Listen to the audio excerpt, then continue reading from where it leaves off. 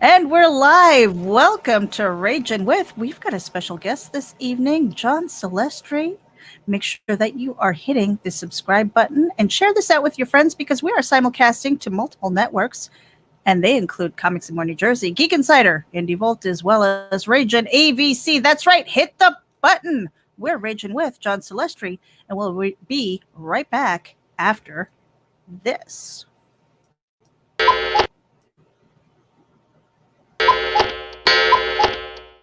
Ragin'. Asian. Hagen.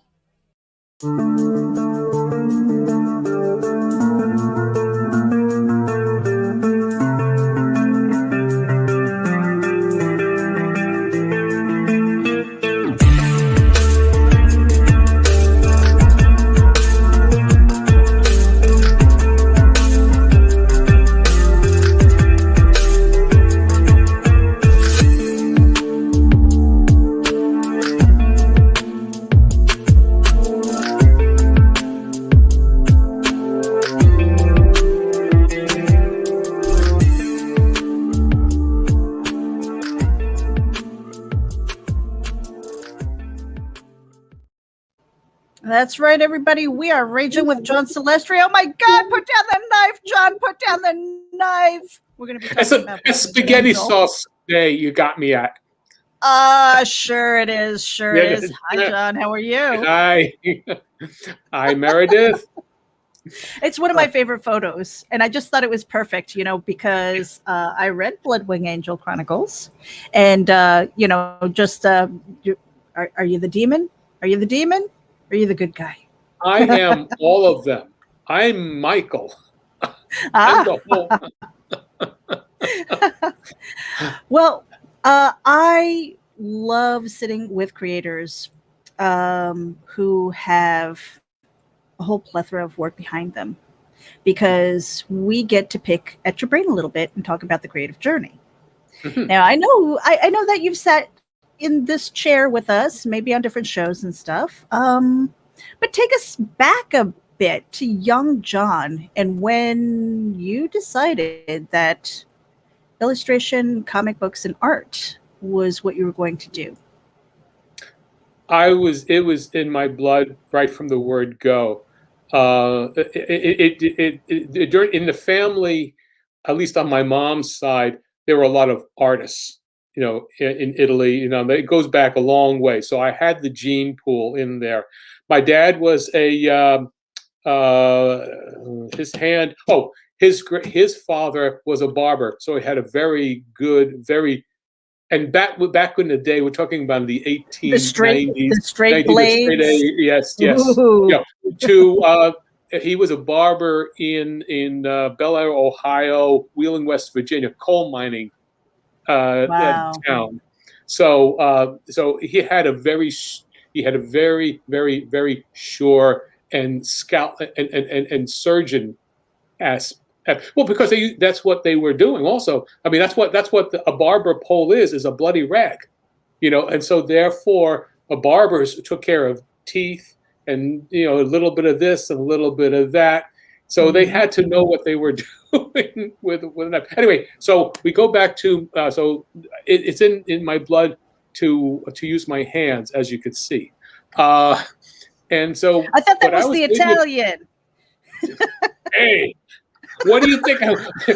Why do you think I was gesturing with that cutting blade? I'm telling you. I think it would be a fun thing if your wife came up behind you and kind of held your arms, would just stop talking, because I've seen people do that. It's kind of funny.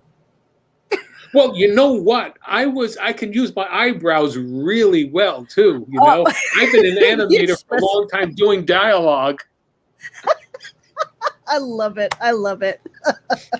In fact, so the creative journey. I'm sorry, we kind of got off track there a little bit. It'll go back and forth, curl and uncurl.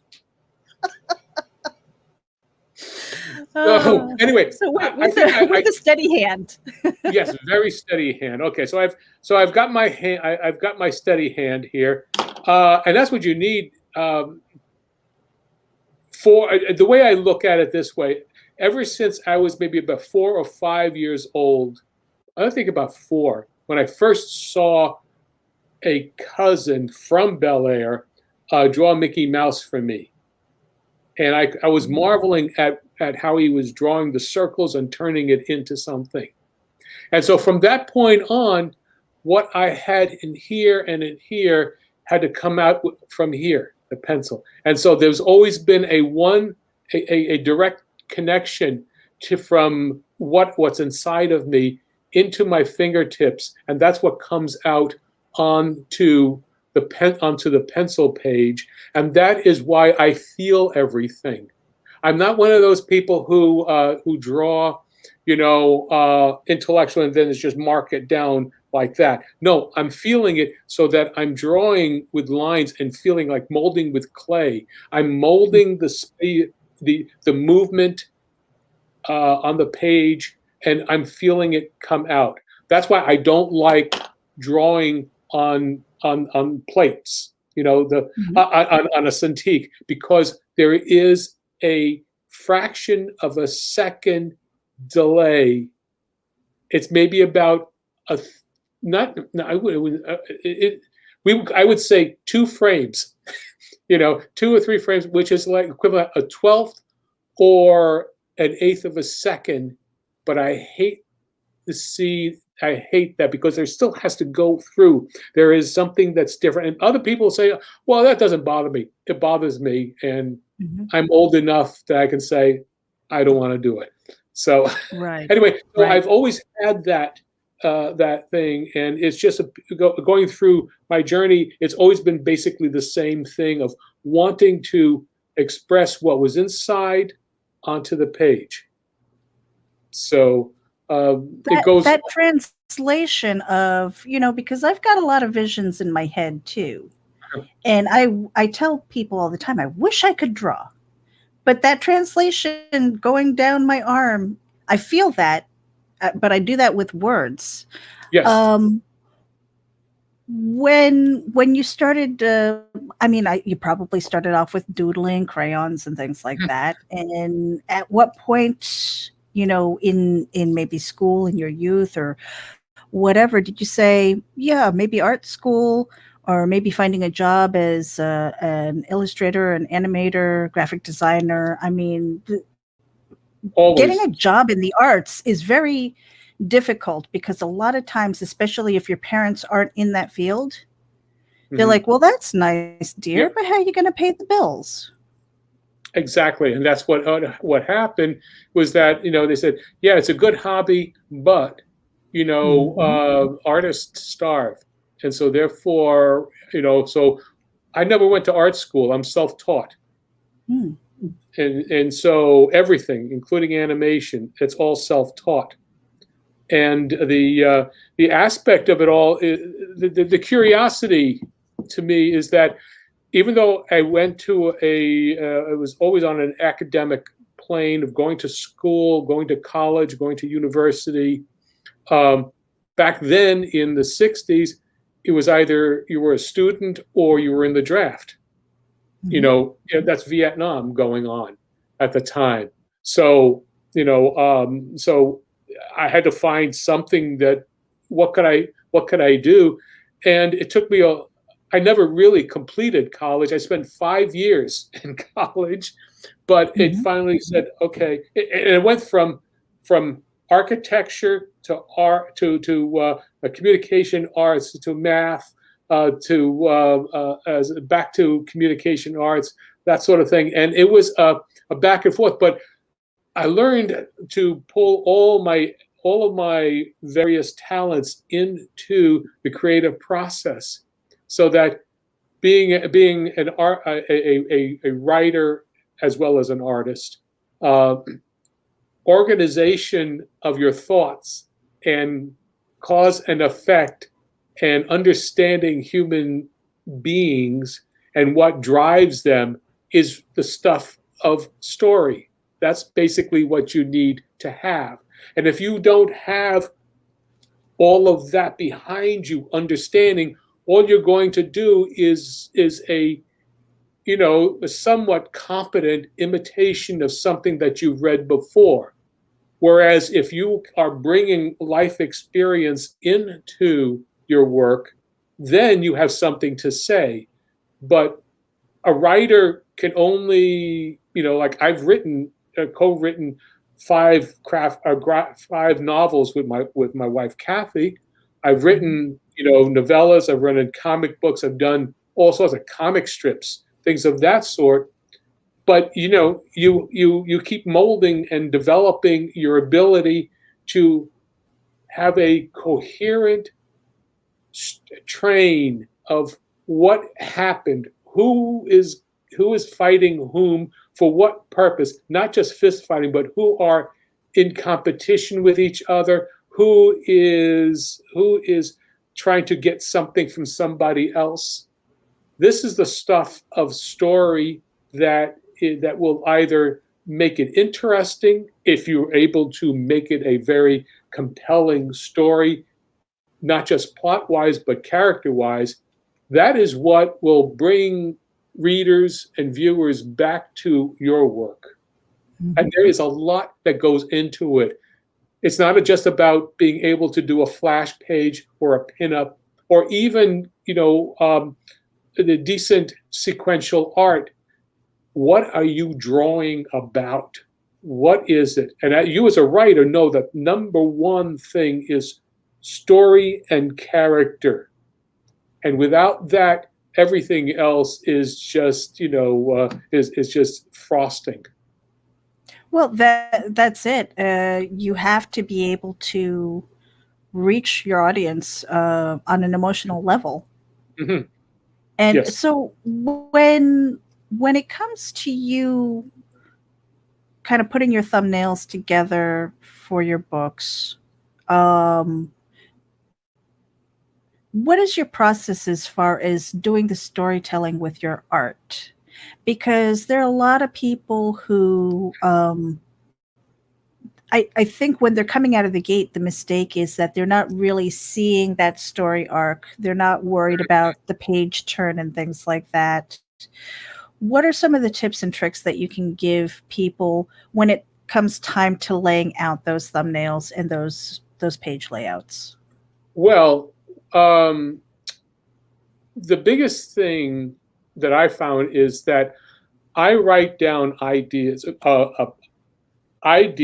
of just a little bullet point. I think in terms of bullet points and scenes, but I don't just start on page one and work it. I will start by just jotting down an idea on a Post-it note, and just taking that and slapping it on to an 8.5 by 11 sheet of paper, and then I have another idea and do this and put it on there, and then I just keep on going. I don't have any here, but that's basically what is done. Wait, maybe just hold. Okay. He's going to show us stuff, you guys. Right behind me is my board here. Okay, let me just show you, script. But oh, yes. Before I got to that, this is where I was. Okay. Yes. See that? Uh-huh. Yes. Yeah, this is it. These are all ideas, bits and pieces of thoughts that I put in here. Then I will start and then start writing down a bullet point of what sequentially they seem to me to what makes sense, and I keep moving things around because but I do have a beginning, middle, and end. What's the point they're trying to make? And then a lot of people will say, well, I need to tell you the backstory. No, you don't have to tell me my backstory. If you can't get your character right from the word go, bang, today's audience doesn't have the patience to turn to page 2 to find out what's going on. the whole thing is if you don't grab them, and I learned this one from from writing mystery novels, and thrillers, because we did that. The series, crime fiction. If you don't get them you have to grab them by the first sentence. Mhm. That is the first thing. Then you could if you grab them with the first sentence, then you can get them down to the last line of page 1, and then make them turn the page to page 2, and keep on going. Now, John, how many pages do you give a book before you put it down if you're not into it? If you're not into it, 4. I was going to say, be honest. Yeah, 4, 5. Yeah. You can tell, because you can tell if the pacing is.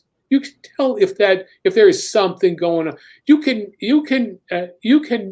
now maybe your thing is all kinds is a sense of place, or so. Well, if you're being grabbed by that, well, then the author has done their job. But if you are somebody who just wants to know what's going inside, who am I? Okay, here's another thing. Who are you rooting for? You need to know on that first page, who are you rooting for? Mm-hmm. And we're talking about comic books. And to me, that's the big thing, for sequential art, you have to know, people do not have the patience to go for 12 or 13 pages before you introduce the main character. The setting is something that just, like mood, it all has to be blended together into a panel or two. That's you could do your flash page or panel, that gets you that's the oomph. And if you look at the classic comic books, they all had that. It's probably that thing. Yeah, that thing where it's like, okay, we might be losing their attention. Pow! There you go. Right. Well, in the beginning, they would say, like, this is it. What's going on here? This is. We don't tell you the whole story. It's the idea is, okay, what's the hook? Hook them in. Don't just give me like it was a dark and stormy night. I've seen that. Right. Yeah. So anyway, so that is the most important thing I found, is that first you just throw your ideas together, and then what you're interested in, what is their characters' motivations. You write the whole backstory first. When we did our crime fiction novels, we did the backstory for each one. We each had at least 2 or 3 pages of the main character as to how they got there. So that backstory was something you never shared. It was just something that you did for character development. Okay. Yes, and then you have an understanding as to why the character is the way the character is. But if you can then put it into play, into the development, then you start saying, well, hey, how do I make use of that backstory without it being a flashback? Mm-hmm. There could be a cause of argument between a mother and a daughter. Right. You're arguing about what happened in the past, but you already have experienced it, and you're not just making it up, because you know what the dialogue is. The characters are now talking about their relationship as to why they just can't stand each other. And right. so if it fleshes out the character, and then the character starts writing him or herself, and then the conflicts come into play. Then they start going back and forth, and then sometimes you have a twist and turn that they say, oh, I think this is interesting because the character wants to go and do something, but you've got to be able to have your guideposts, and that's what plot is. The structure is the plans of the house, you know that for it to stand, has to be a certain amount of the foundation has to be there, the four walls, everything is there. But then you start decorating it. You add a little bit here and there and whatnot, but it's going to stand because you know that the pillars are there, and then and the pillars are weight bearing struts and what have you are all going to be there, and then that the story will go, even though they might have a little detour here or there, but then you can come right back to it. So yeah, that's the architect talking. I hear the architect. Yes, you see, there you go. That's it. And then for me, you have the chemistry. Is how many you have to. Each character has to represent something. It's earth, wind, fire, rain, what have you. And you have to be able to say, okay, I may have 2 or 3 of the similar types of characters. Well, I'll combine them into one and then get rid of somebody else, But you have to have one. Each one has to represent something different. So, and that's all part of structure. Again, architecture. And so I love the fact that you were able to show your sticky notes and things. Sticky notes have saved my life when it comes to storytelling, because I love the idea of writing down those quick ideas so that you don't lose them. Right. And then it might not fit right there, but I hate throwing out words. Yeah, I do. Or just a little nugget, whether it's a piece of dialogue or anything like that. So when it comes to putting your book together, do you kind of start more with a writer's brain or an artist brain? Well,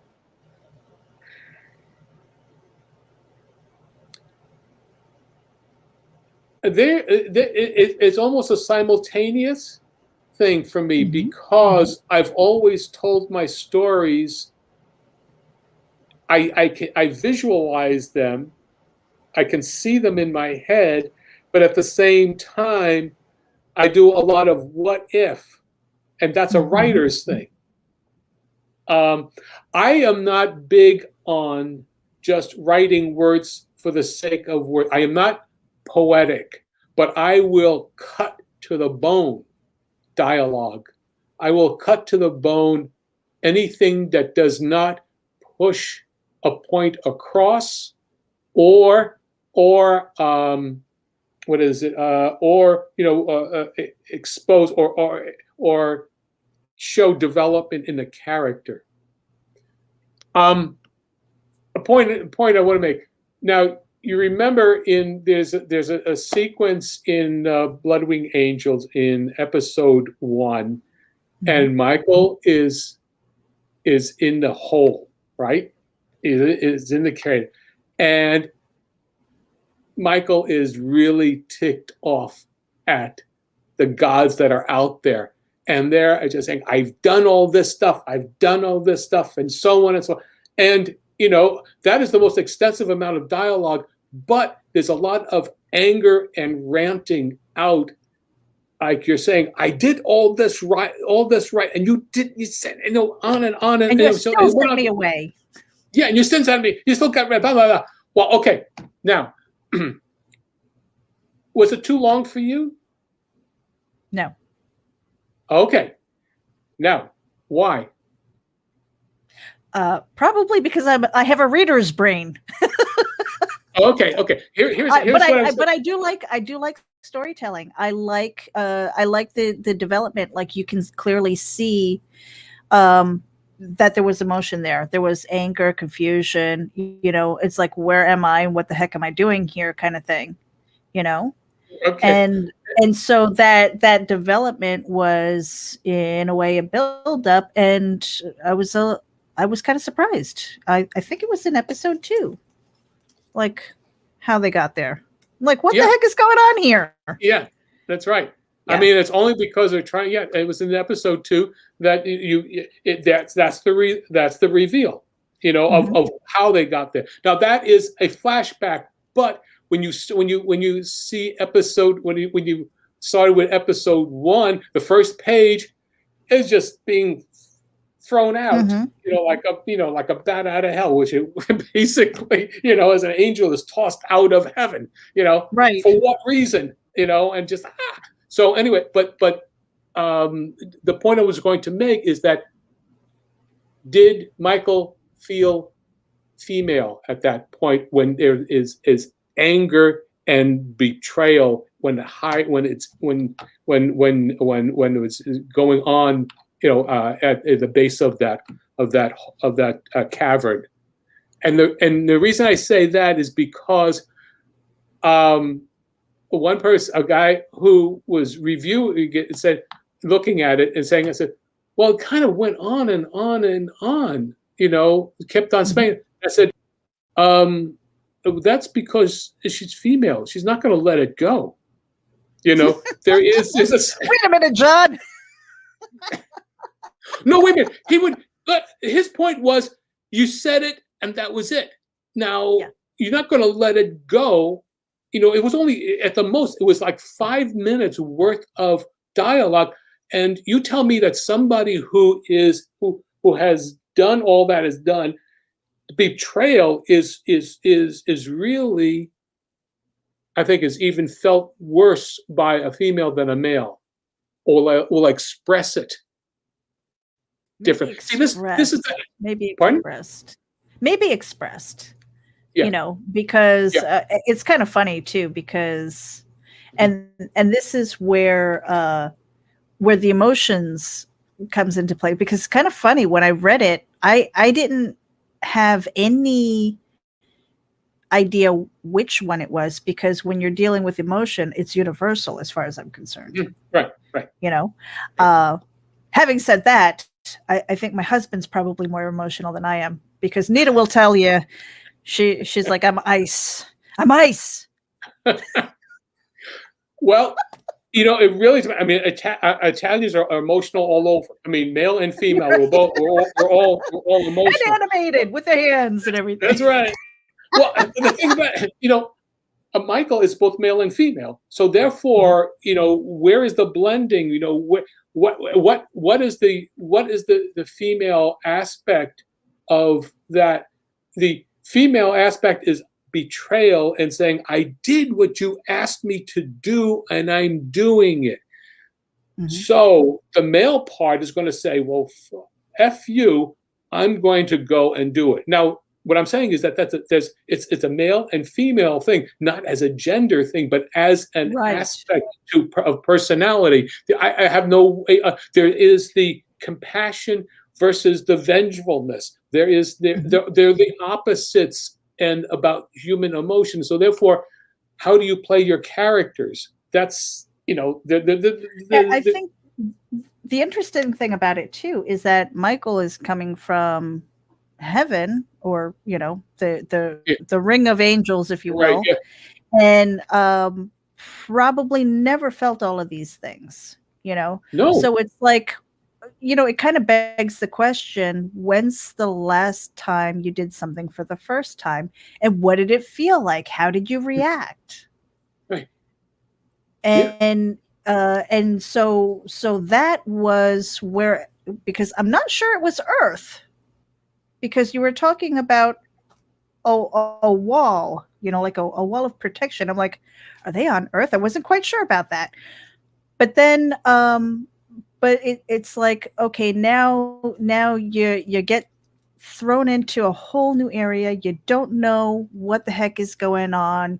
All of a sudden, you're like, all of the things that you were able to do are gone. And so then that whole thing with those basic emotions that we have, fear, anger, joy, you know, you can go across age groups, ethnicities, it doesn't matter. And when you hit those emotions, they all look the same. Yeah. Well, the thing is, again, so here we are. We're talking about an approach of what I'm doing. With how I'm approaching this series.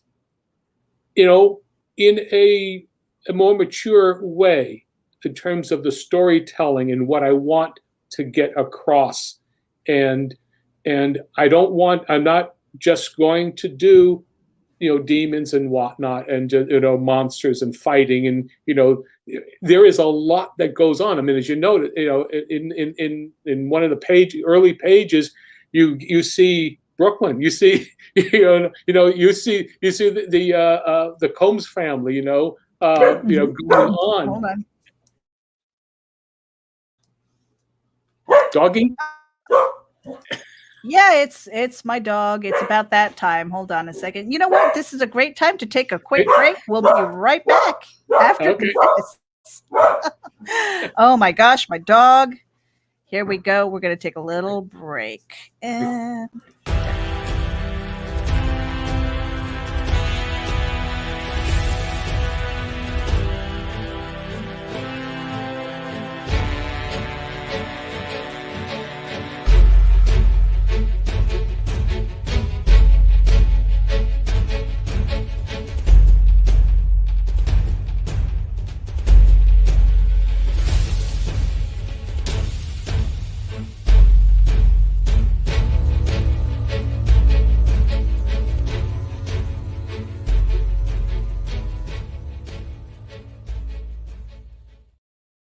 And I apologize for my dog, but here you go. For a 10% discount on your Gemini mailers, make sure that you use coupon code VOLT10.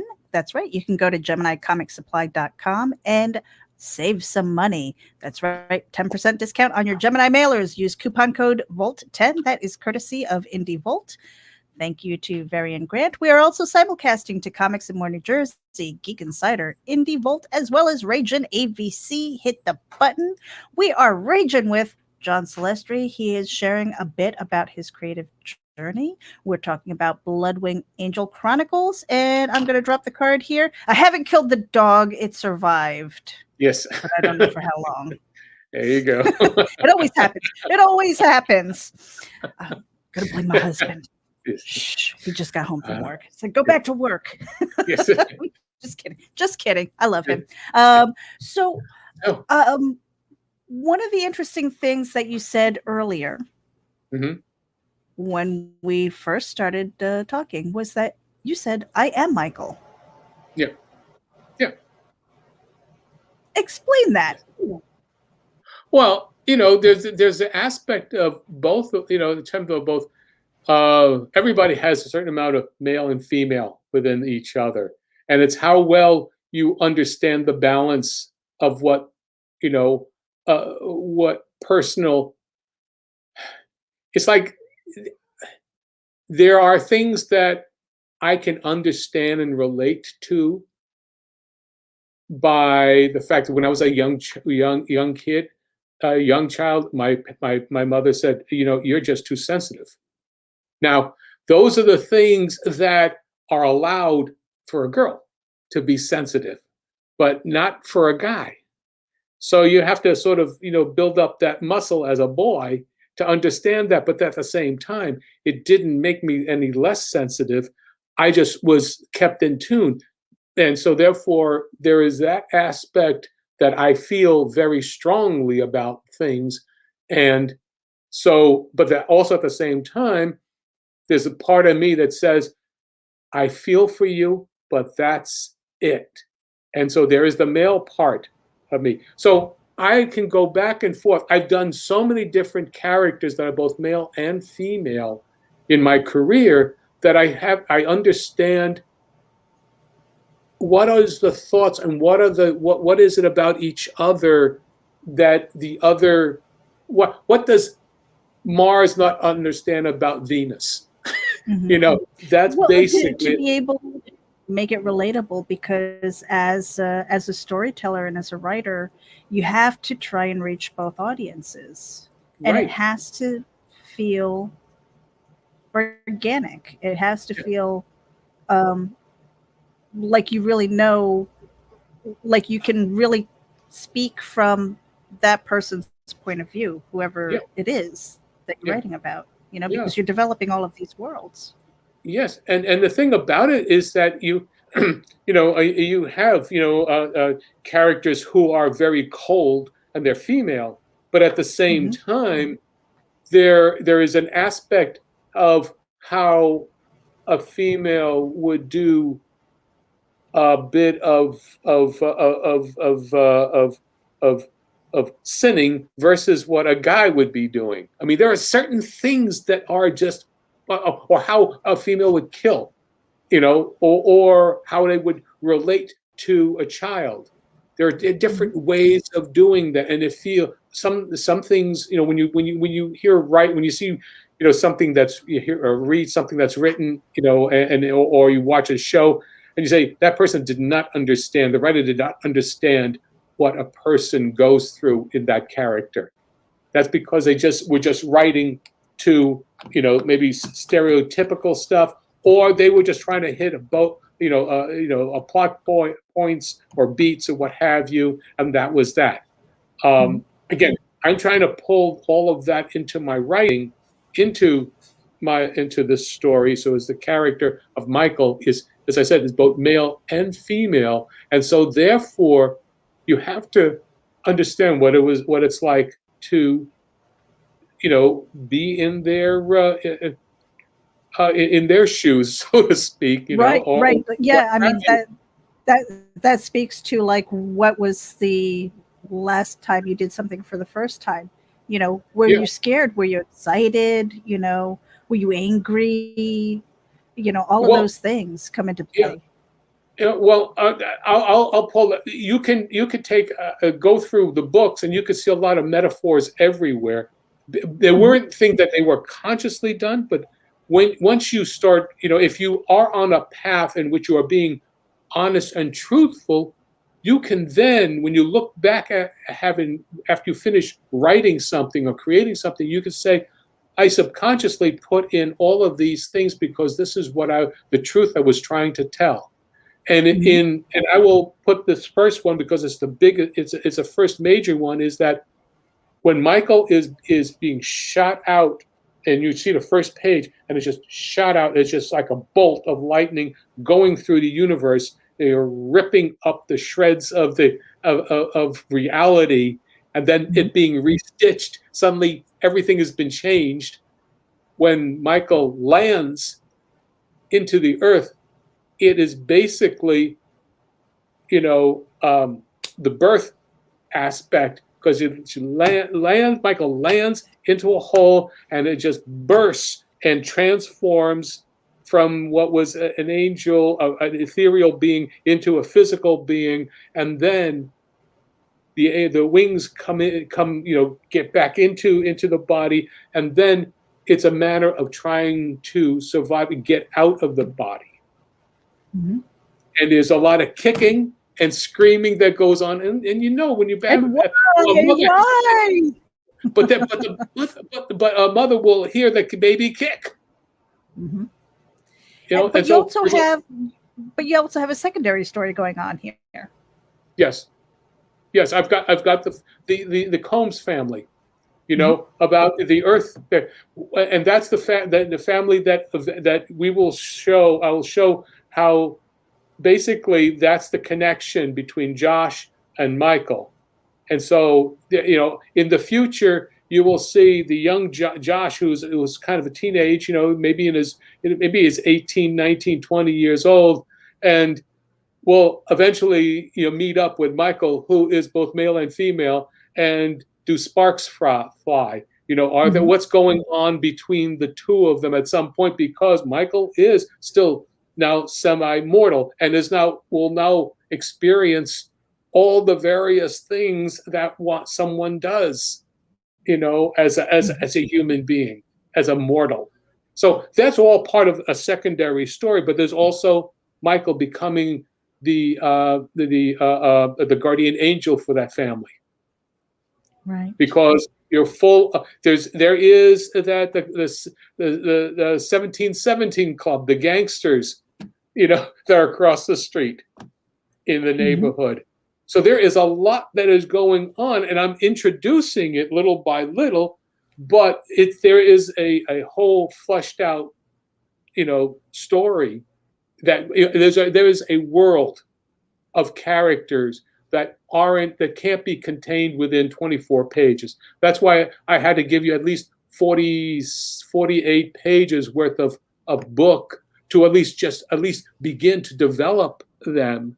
And then the same thing with the next 48 pages where I'm developing even further, and they do come together, or at least they start to come together.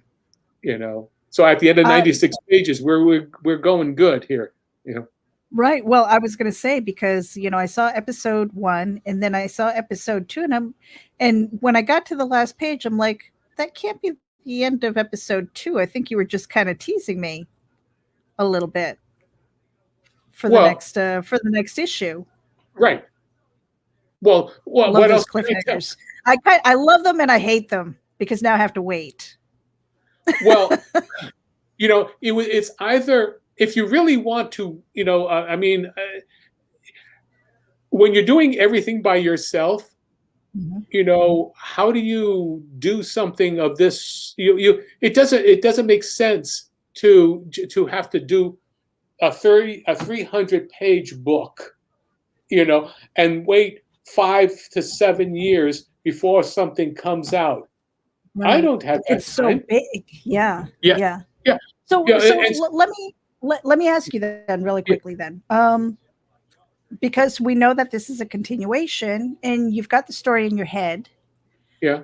Has there ever been a time when you went like, oh my gosh, it's too big. How am I going to get this done? No, I look at it as a comic strip. Okay. There are phases in the story that there are sections of the story that will come to a point and say, okay, this is when they meet. Okay, we're going on and on and on. So if I can get you to keep turning the pages, that's all that really matters, because I know that there is a whole lot right now. I did a novella. I mean, this is all based on a novella that I published back in 2013 on Amazon. And so that was, that goes on for a while. I changed, and then I tried to develop it as a TV series. So I added more elements into it. And so, there is a long line of material that will be there. And there is a great deal of tone and a lot of uncensored believability. That's why I did not try to do the, like, oh, she's cute. Oh, the hair is, I did figure out what to do with the hair, but you'll see what happens. Well, that the hair gets all tangled up with the wings and then clunk, and that's there's an issue of how to get up out of that hole. The hole, right? Yeah. Well, that was solved. That's all part of it, and there's a little bit of modesty that goes into it. I'll put it this way. Remember this. I say, guys are always fascinated by how women can turban their hair with the towel and all of that. Well, Mychal does the same sort of thing with the with her hair, and that's huge. Now, I'm going to pull up something because you are sharing this. Tell us a little bit about this. What are we looking at? Thumbnail. That is a full. That is how I draw my first page. Now you weren't kidding about like the emotion. It's just like you're basically kind of slapping stuff on there. Yes, that's what I'm doing. The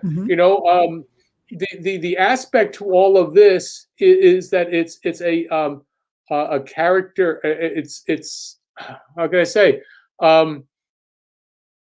this monster snaps into three pieces and starts attacking Mychal and whatnot. But this is how I thought. This is this is kind of like a real first animator's rough. Like each one of those poses, I think of, in terms of what each character is doing. I'm trying to think about what's the paneling. How do I flow this so that it's not just squared and rectangles. Now I can. That's one of the things that I've enjoyed about your book is that it isn't just square, square, square. It's there is a certain flow to it that isn't necessarily bound because of those square boundaries. Yeah, well, that's the part of a comic book, that's sequential art, but it's also trying to make the page a piece of art and an interesting piece of art and flowing and not worry about it, trying to make sure that you understand where your eyes should be. Now, when you have a lot going on, you still have to be able to focus something. Now you'll see I can pull up the next page, but I have to remove this here. I could put the next one up and you can see the difference, okay? Oh yeah, so I would love to see the progression. Okay, so I have to stop this screen here. And then I will share this next one up here. And while he's pulling that up, you guys, so this is Bloodwing Angel Chronicles. I've got my copy here. And it is in demand right now on IndieGoGo. So if you are watching either live or on the replay, check out the show descriptions because we've got the links to John's social media as well as his IndieGoGo. John, how long is this going to be in demand? Well, right now it's let's see, it's until the until I launch the next the next campaign. I will be doing a pre-launch September 15th for a month. Oh, okay, very good. So I have a pre-launch page. And if for those who sign up on this pre-launch page and actually actually support me with a physical, with a physical book, they'll have a 12-page ash can of what my work process, and they will see pages and all of this and explanations and see the full size of what I do. So this is the next stage. From what you saw before, this is the next stage. And this is still same size of the page. So now I've changed, you now can see where Mychal is here, swooping out, going at, snakes, going after Mychal in various ways. I try to do all different things. I mean, even having, tongues going out of the snake's nose, trying to grab Mychal right there. There's a lot of different things where you can study and look at. And so this is what you saw first was the first thumbnails and first images. Well, this is how that looked so messy, and I mean, it's kind of like organized chaos in a way. Yes, kind of like my desk. Yes. It's like don't touch my stuff. I know where everything is. So so I saw the red, the blue, the green pencils in there, and so when it comes, when you're doing that, when you're doing your initial sketches and you're pulling out your pencils and things like that, and the different ideas are coming out, how do you from that edit down to this? Well, very quick. They're all exactly the same thing. I just did the energy. The first page that I showed you was full of vectors and forces and dynamics. That's what animation is. That is showing the abstract energy of what you're trying to show. You know, things like exploding from each other. Well, you don't have to show all that. Just say, and then I started to I put in the forms over that energy. That's what I was. That's what I've done. You know, on this stage. And so when you go from this stage now, what is the next stage where you start to ink, or is it more fine Well, tuning? that's my that is basically my my blue pencil and black pencil, but that's the inking stage, and I'll show you that right after, you know, when I get through this here. Okay, and very cool.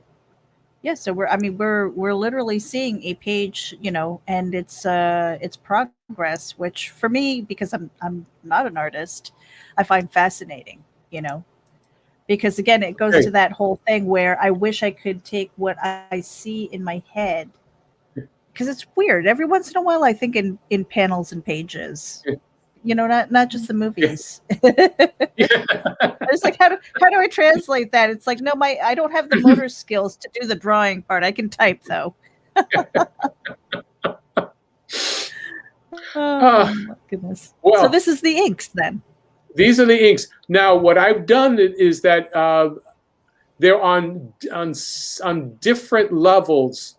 You know, Mychal, I drew that like 4 times the 400% up, so I could reduce it down because I wanted to show this, you know, in detail. Mychal in detail, same way in that way.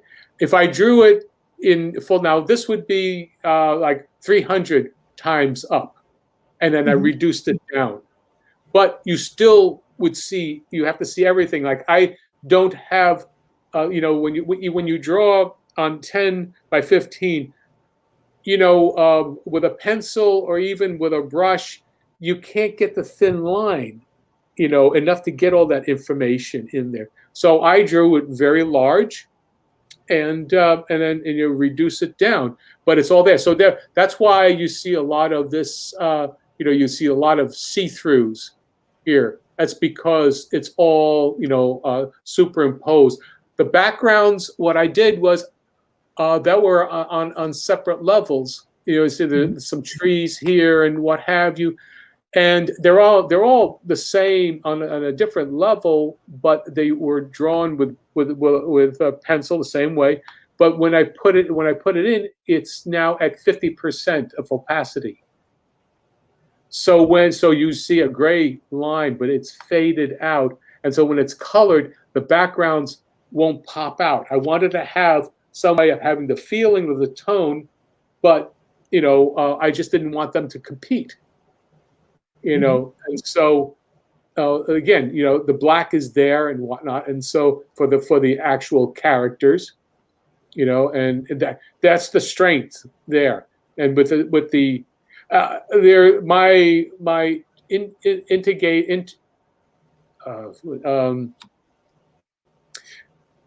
integrating the sound effects of the is into swaps, shits, and because it hits and it becomes shits, and very then the same thing with snake-like. Snake-like. So this is the process that I've gone. I've shown you the thumbnails.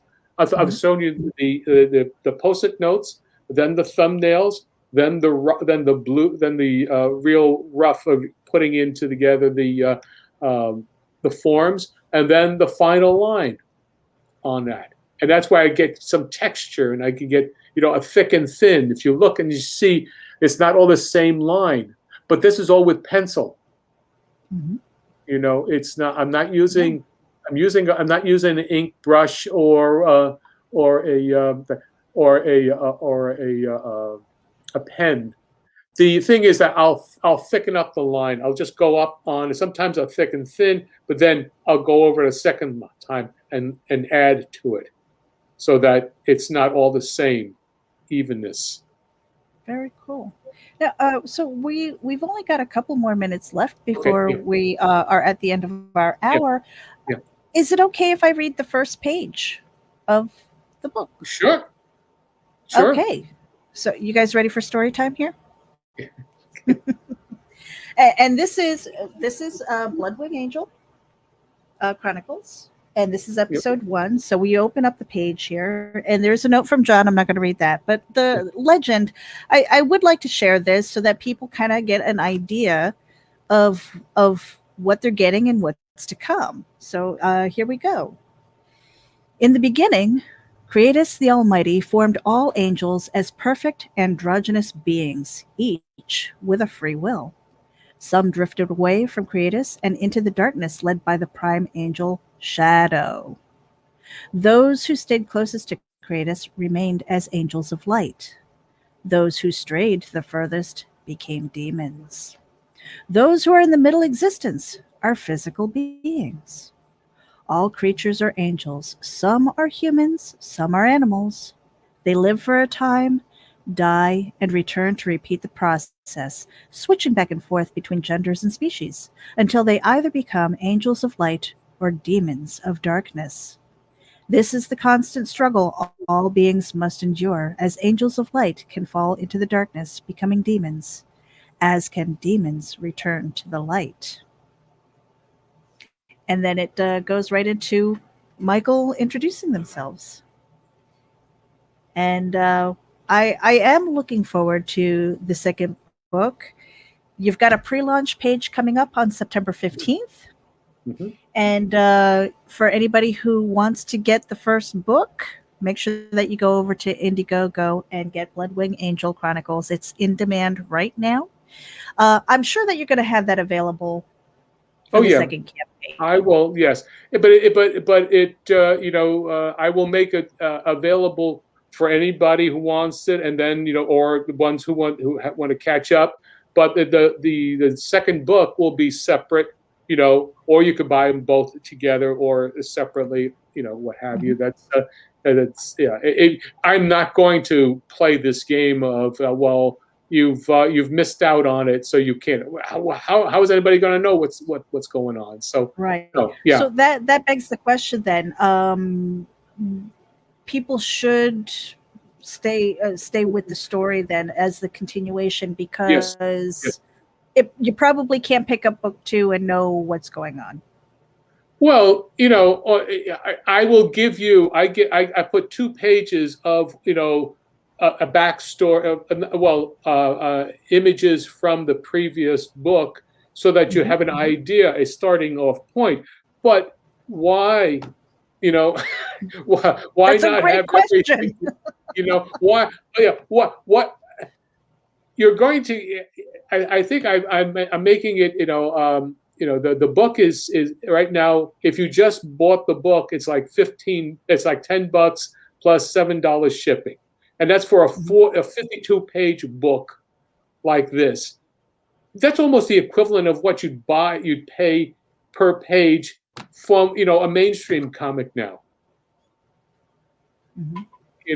So you can get it now, and or wait until I pitch up. But that's you just yeah. Either way, it's available, you guys. Go and some books. Yeah. Go and get the book. Put it in your library and wait for it. I am looking forward to this. Now, with how many? I don't know that you told us. How many episodes in this? How many books? And do you plan on putting this into an eventual trade paperback when it's all said and done? Okay. If you look and see, this is how you can tell what book it is. If you look where it says Bloodwing Angel on the cover, you'll see a number 1. Yes. And then you'll see that Bloodwing Angel 1. So the B, and then the next one will have 2 and 3 and 4. So we'll have that. I do not know how many episodes there are, because as it keeps growing, and developing, it just keeps on. It just goes. But remember, put it this way: this is where I'm going for the I'm in the third stage of my act of my career, and so I plan to do this for the next however long I can hold the pencil. So, what I'm trying to do is the next one is like, again, another 52 pages. After that, I may do it as another 30 or 32 pages, and then come out with a hardback or a trade paperback version, but also another 24 pages on top of that. It'll just keep on going. The story, I mean, I'd love to get feedback from people who have read it, and that way that they could see that I'm giving them an honest amount of work and creativity, as much as I can possibly do. And One of so that's the one of the interesting things that we had Dustin Brunell sitting in the hot seat with us, and he said that sometimes his comic books aren't always like your 24, 32 page books, because it depends on the story. He's very story driven. And he said, if I have to add a couple pages, I will, to get the story across. right. And so I kind of feel like you're doing that, because you don't want to rush a story either. You don't want to pull it like taffy, so it's Right. just finding that balance and finding like where that good cliffhanger is, Yeah. so that your readers will go, hey, when's the next one coming? Right. And what I've done with this one is, instead of it, and besides there being the 2 episodes for Mychal, so it's episode 3 and episode 4. Well, it comes to, there is episode 3 is 30 pages. Episode 4 is 11 pages. But what I wanted to do was do a standalone afterwards, after that, and that comes at the end of the book. It's a 7-page standalone with the 1717 Club, the gangsters, and why, and a standalone story in the same style, or rather a feeling, as an Eisner Spirit book, an old story. And that way you could see what the characters are doing. That's a standalone in a beginning, middle, and end to that, and you can see what kind of characters the Combs family are dealing with, and who else is out there. So you're getting a lot of material there, and so. Oh yeah, certainly. Yeah. So we are just past our hour. Yeah. What I like to ask our guests is if you can ask. Well, no. Let me ask this one. For anybody new who's coming in to the business, what would be your best piece of advice?